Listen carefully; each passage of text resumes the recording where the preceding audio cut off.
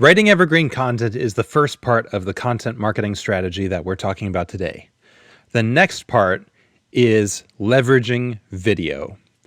Marketing, advertising, and business have never been more accessible in history, and it only gets better every year.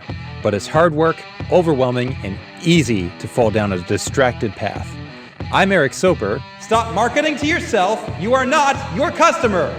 And I'm here to help you design for success in your systems, your digital presence, your strategy, and your brand positioning. Come along and we'll walk the road of the entrepreneur together, whether you are an entrepreneur yourself or a marketing-titled professional. Welcome to the Clarity Business Design Show. You might have been recommended already by several people that video should be part of your strategy. I'm going to dive a little bit deeper into the practicality of that without going too far into production tactics, because you can find those on video-focused channels. But talking about why this is important and how to make use of it and try to spend a little bit less time on it than you normally would have if you were starting from scratch, that's my focus for this episode. To begin with, think about how many ways you consume media. Using myself as an example, I might follow one content creator on YouTube and then read his blog posts on social media. And when I am in my vehicle or somewhere where I'm away from a screen, I can't really watch what I'm wanting to watch, and I don't want to interact with YouTube's ad-focused delivery method, I might instead listen to his podcast. These are three core areas that seem to be exploding right now. Video has been great for a few years. Written content has been fundamental to human development throughout history. And podcasting right now is exploding because people are listening while they're multitasking. Maybe you are one of those people. Maybe you listen to a podcast while you work on the most boring and fundamental parts of what you do best. And it's a great way to reach out to people. And I'm hoping that you are listening to my podcast while you're going about the boring parts of your day and wanting some inspiration and education and insight. Thank you for listening. Your audience is no different. They might be a little bit different in how much time they spend on one platform or another. They might spend more time on YouTube than you do. They might listen to more podcasts than you do. But as long as they're out there looking for the information you provide, your ideal goal is to be in front of them in some way. Putting videos on YouTube is not only free, it is also accessible and getting easier by the year.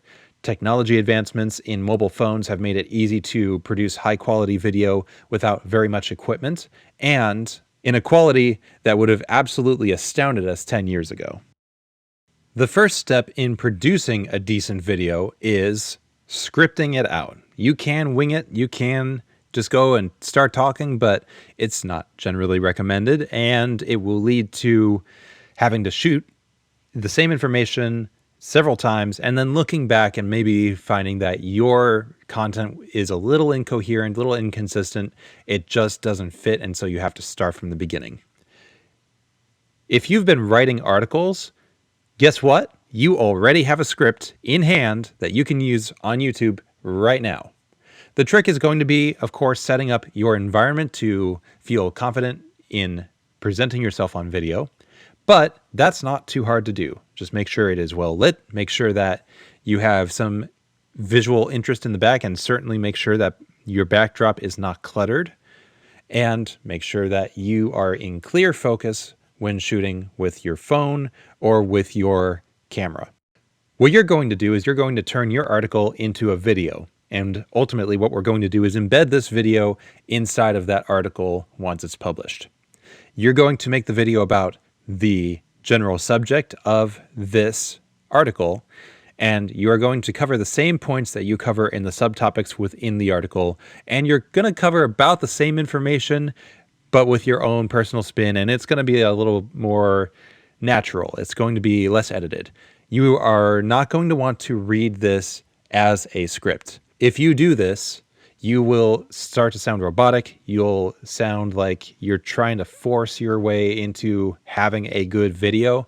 And that's not necessary. It's not necessary to have a full script written out. Allow your natural cadence to come through by using the writing as a source for bullet points. Extract the key topics, the key points, maybe some of the key sentences from your article, put them in a separate document that you can use as a script, and then work your way through the script on video. If you are able to do this while looking at your computer screen or while looking at a teleprompter, which most people won't have access to, but this is the basic concept, what you can do then is make sure you're maintaining eye contact with the camera, make sure that you are speaking to the person on the other side of the lens, one person, not your audience, just speak to one person at a time, and you'll have the framework already in place to have an informative video that you can attach to your article and get more traffic. If you have a really long article, such as a master resource on one of your best topics that you update on a regular basis, at the very least yearly, then you might want to break your video into a series of videos that each address a subsection of your article.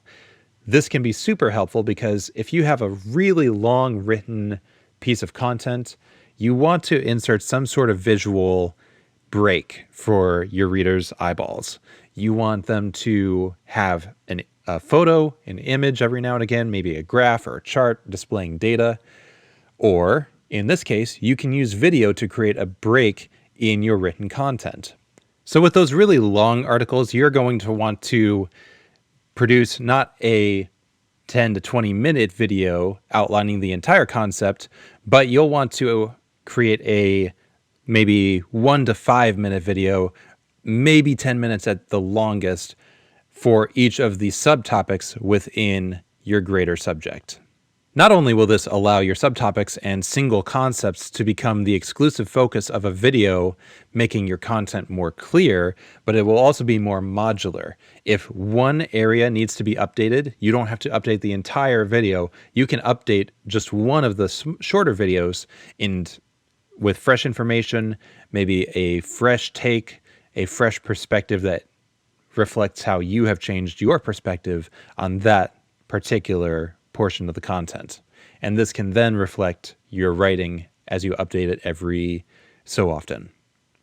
If your article isn't long enough to justify a 1 to 5 minute video on each of the subtopics, then you should be able to fit the entire concept and the subtopics within into one video that's maybe 5 to 10 minutes long. For best results, you'll want to unify the video with a central theme. You'll want to introduce this during the video opening and make sure you summarize at the end of the video, going back over the points that you've discussed, much like you will want to do this in your writing. So why would you want to put in all this work to write an article, launch that on your website or blog, and then go and do the same work again to produce a video covering the same material? Like we mentioned earlier, you probably don't consume content through only one medium. You aren't exclusively on someone's blog. You aren't exclusively on a YouTube channel. Unless their content is only on YouTube, then you will watch them only on YouTube. Content that is available on multiple platforms, you generally might consume on multiple platforms, and you want to allow that sort of flexibility for the people who are consuming your content. Not only that, it gives you an opportunity to be in more places, to be searchable in more places, to hit different pools of content and different pools of listeners, readers, consumers across the board. You might have people who never go to YouTube because they absolutely despise it, but they love their Spotify podcasts. And so if you are showing up in Spotify podcasts, then you are in better standing. You might have people who absolutely hate reading long blogs, but love watching a 5 to 10 minute video on YouTube because it pops up, it shows them more content that they can listen to or watch, depending on their attention span, right after your video. Maybe it's another one of your videos even, and they can fall down the rabbit hole and start to build some sort of an asynchronous relationship with you through your content. Conversely, you can also be the video that is recommended to somebody else on a video that they've watched through somebody else's channel. And that leads you to more discoverability than you might normally have with your blog alone. On top of this, YouTube is the world's second largest search engine, and it is directly integrated with the number one search engine in the world, which is Google. Both of them are owned by the same company. They weren't always the same company, but they are now effectively the same. So if you are able to take advantage of the search algorithms inside of YouTube, that is even more benefit that you can earn putting your content out. And you didn't have to think of a second topic. You focused on one topic, one subject matter, and you put out content on two platforms primarily geared towards the two largest search engines in the world, which might actually lend you an advantage above the competitor who only puts out blog posts or only puts out YouTube videos, or worse, only puts out content on social media. What about social media? We've talked about your Google presence, your YouTube presence, your blog, but let's talk a little bit about short form content. This is the third major concept that I wanted to share with you inside of this episode, and that is distributing micro content from your long form pieces of work. Micro content, for those who are unaware, is shortened bits from your main long form content or macro content. Social media is an ideal platform for micro content that directs people back to your longer content resources, especially if you, in those resources, have outlined several interesting points and concepts within. Let's say that you're a custom home builder, and your job, what you do best, is you navigate people from having the desire to build their home to putting the finishing touches on their home and moving in.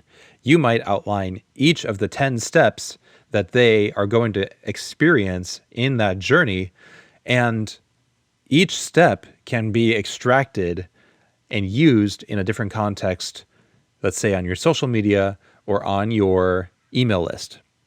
Email lists are a great way to distribute micro content to an audience that you own, while social media is a great place to put the micro content for discoverability. If you're able to take sentences, paragraphs, even just a single question that is answered within a single section of your article, you can throw those out there into the social media universe, the ongoing stream of consciousness that you're maintaining for your brand online, and bring people in to your resources and the depth of your knowledge that you're sharing online. One of the original examples of sharing short form content on social media is actually Twitter. Twitter wasn't necessarily the first social media platform, but it was and remains a widely used and very limited space for micro content. Previously, the limit was, I think, 140 characters, and now it's 240, something of that nature. I don't know the exact number off the top of my head, but it's nearly doubled in the last few years. And so you can extract more of a Facebook post length bit of micro content in your Twitter feed. Doesn't necessarily mean that you should. A huge advantage that the social media platforms have, however, for promoting your micro content is hashtags. You find the hashtags on Twitter, you find hashtags on Instagram, and on Facebook as well. LinkedIn, every platform, every major platform has hashtags now. What you're going to do with your micro content is you are going to do three things. Number one, you are going to integrate an excerpt from your long content.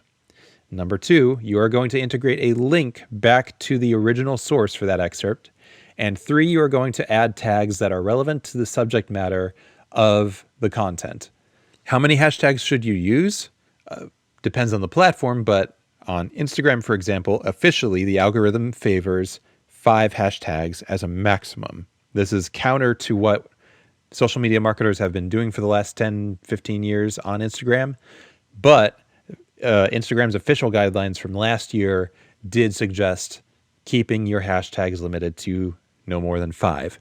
You don't have to take this as gospel on every platform, but I would start focusing in on your 5 quality keywords rather than spamming 20 to 25 keywords inside of your LinkedIn content, inside of your Facebook content, and certainly inside of Twitter, because those will eat into your word count.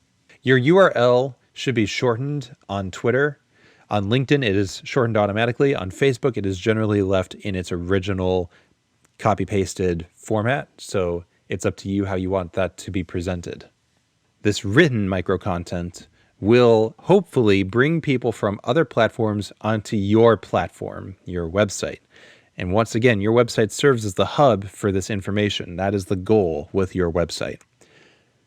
When it comes to video content, though, recent years have some exciting developments that allow us to take this fairly traditional practice of putting micro content from an article or blog post out into the world through social media and brings it into the video space. I am, of course, speaking of the TikTok style of video content. TikTok videos are generally 30 to 90 seconds and maybe a small clip of what you have put into a video that you've recorded on your YouTube channel or even recorded natively for the platform.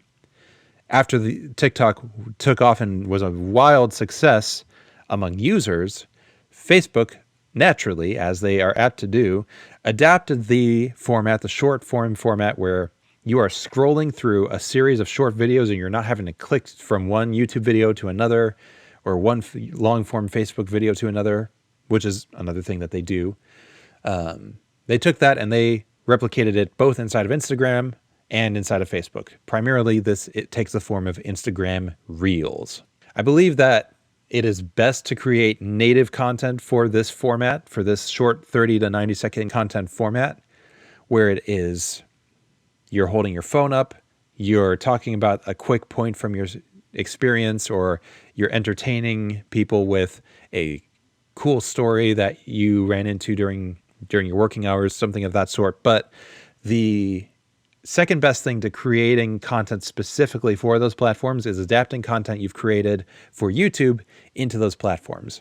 You can do this by working on your framing, make sure that the general most important portion of your video only takes up about a third of the video's width and is generally in the center, leaving a third on each side of the subject, which in most videos will be you, and allowing that to exist for YouTube's sake and for posting it on Facebook in a 16:9 landscape orientation. But you can easily crop that video in the middle and use that on Instagram Reels, TikTok, the Facebook Shorts, YouTube Shorts.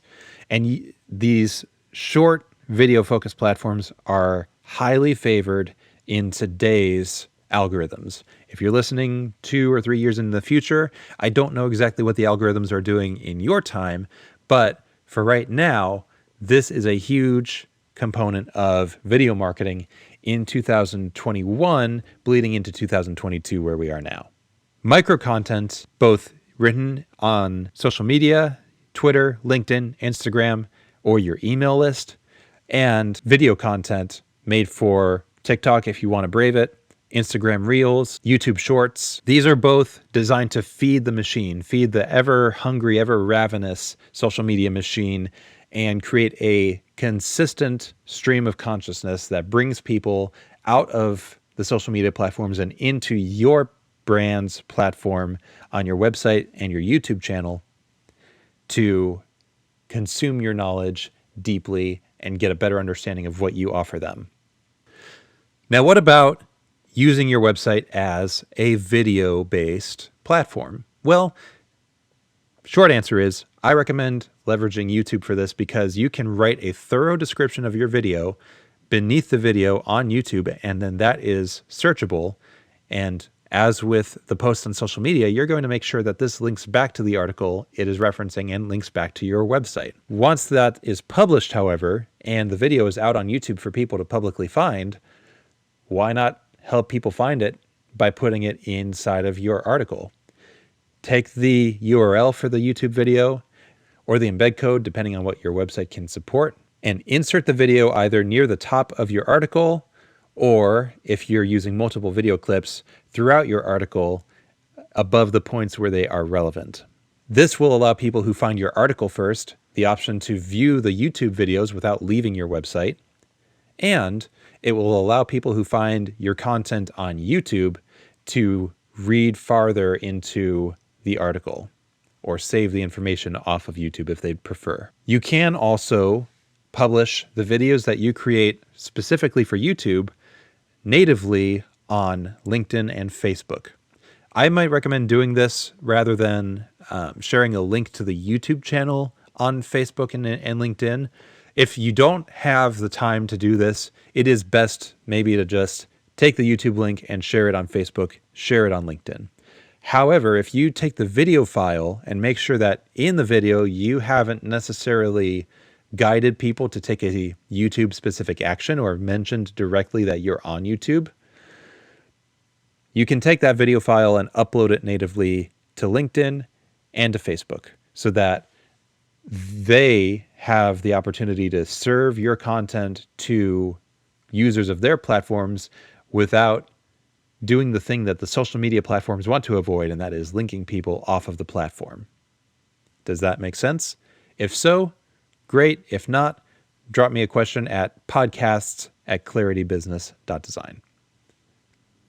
All right, that's about everything for this episode. To summarize, we have talked about making sure that the content you write is evergreen, that it is relevant for a long time to come, and that you can keep pointing back to it as time goes on. We've talked about leveraging video inside of your marketing strategy and not just creating videos and not just creating articles, but creating these pieces of content in tandem and integrating them with each other in order to increase the searchability and accessibility of your content.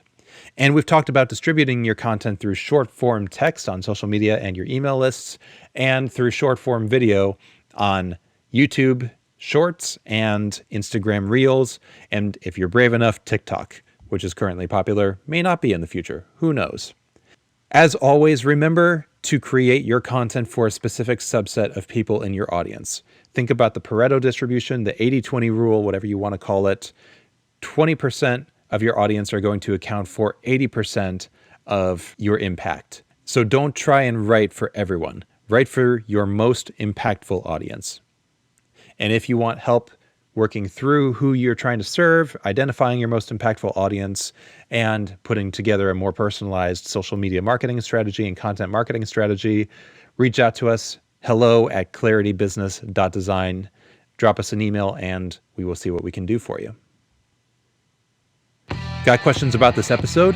Send your questions to podcast@claritybusiness.design and let us know what else we can dig into on the show in later episodes.